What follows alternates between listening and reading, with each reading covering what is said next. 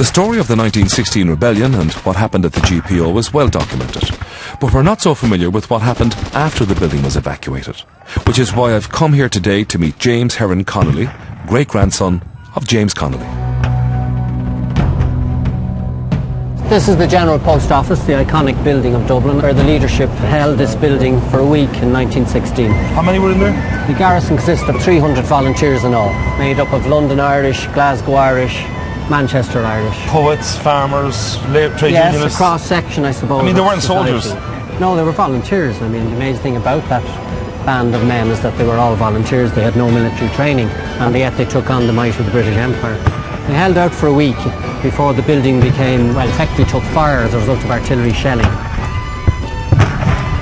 The building's on fire, so how do they escape? The decision was taken to go through Henry Place. Opposite. That's the laneway opposite. So they ducked across. Was there some safety here? There was comparative safety in here because they weren't in the line of direct machine gun fire. They were only being subjected to artillery fire. That's all, just shells coming over the top. Still dangerous, but so they made their way down, took a left at the end of Henry Place, and the next point that there was a problem was in Moor Lane, at the mouth of Moor Lane, because there was another British Army machine gun post at the end of Moor Lane and Parnell Street. So you're trapped, we are trapped. Great panic ensues at this stage because they realised the danger. And at that stage, the decision was taken to break into this building here, O'Brien's Mineral Water Works, and drag a cart out and place it across Moor Lane here. At this stage, the leadership had arrived down. My great-grandfather was placed here on a stretcher in the middle of the roadway, still shouting orders, or attempting to shout orders, though he'd been wounded.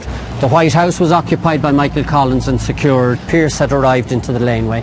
At the wave of a sword, 20 volunteers would rush across under the shelter of the barricade. 17 volunteers fell wounded here. Michael Mulvihill died he was discovered dead against that wall the next day. When they emerge out onto Moore Street, again, they're trapped here in this section of laneway because there's a machine gun post at the end of Moore Street itself. So there's nowhere else to go except to enter the terrace.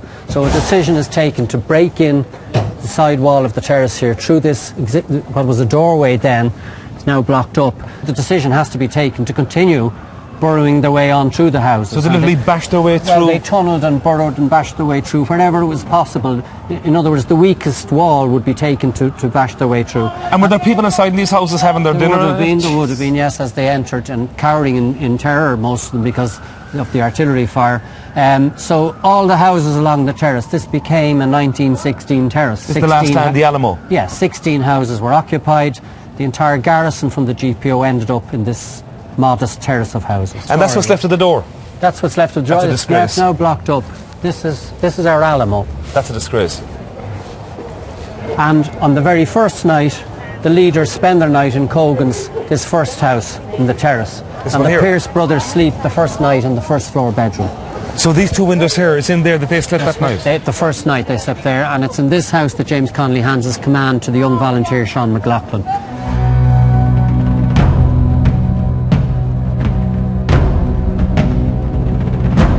Now, the leaders took refuge in the dead centre of the terrace the next morning because it was the safest place to be, and that happens to be number 16. Ironically, Plunkett is the name over the door. Plunkett's, but not connected to Joseph Plunkett, just a coincidence.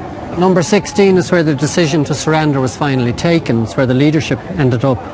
But the other houses, they're all important, but of immense importance, the fact that number 14, 15, 16 and 17 are our 1916 National Monument, so designated That's a national monument? Yes, since 2007. We refer to it as a national disgrace. Thousands of Dubliners pass that every week. And how would you know it's a national monument? Well, there is a plaque that was placed in 1966 that says... That little thing up there? Yes, it's almost impossible to read. All this area will be blitzed under the present planning application, other than the facades of these four buildings. So you'll have a ginormous shopping centre and